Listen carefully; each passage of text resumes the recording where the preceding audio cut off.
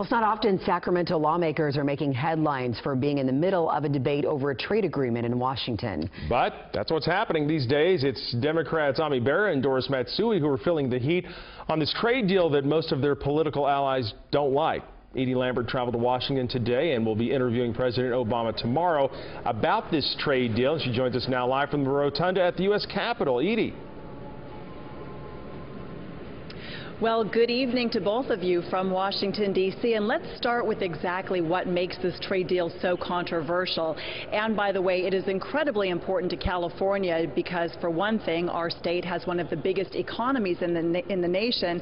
And, of course, we're right on the Pacific, so we're a gateway to all of the countries in question. Let's show you a map, and you can take a look at the deal for yourself. This is the Trans-Pacific Partnership Trade Agreement. 12 nations on the Pacific joining forces to basically open markets, reduce tariffs, and set certain standards.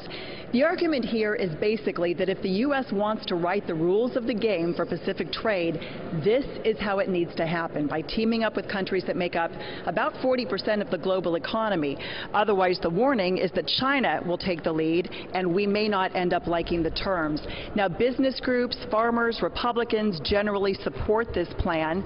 They're excited about new opportunities, and they expect job creation. But arguments against it include environmental concerns, worries about our food supply, and jobs moving overseas to places like Vietnam and Malaysia, where, by the way, workers make about $1 an hour or less.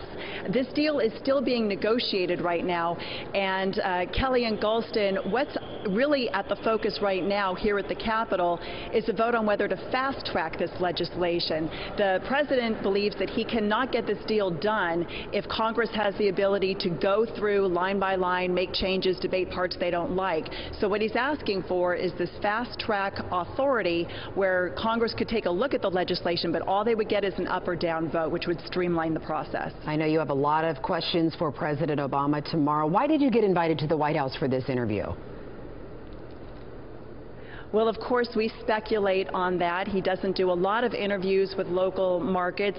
One of our thoughts is that we do have two members of Congress who are right in the very middle of the political firestorm on this. It's been very interesting to watch because President Obama is teaming up with House and Senate Republican leaders, and he's fighting most of the Democrats on this.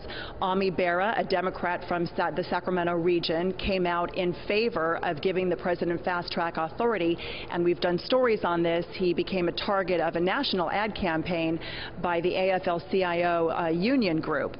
So staking that position has been very costly to him. The president may be looking out for him at this point. And Doris Matsui is one of only 12 Democrats or so who is still undecided. I talked to her within about the last hour. She said she is getting lobbied on all sides by the White House, by unions, by Republicans. She's been in meetings all day long, and for weeks it's been like this.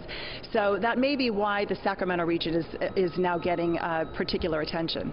Yeah, you can imagine the pressure on them, but that comes with the job there. Okay, Edie Lambert live from Washington, D.C. tonight. Edie, thank you so much. And just a reminder, you can see Edie's interview with the president tomorrow at 5 o'clock. And just a quick programming note here.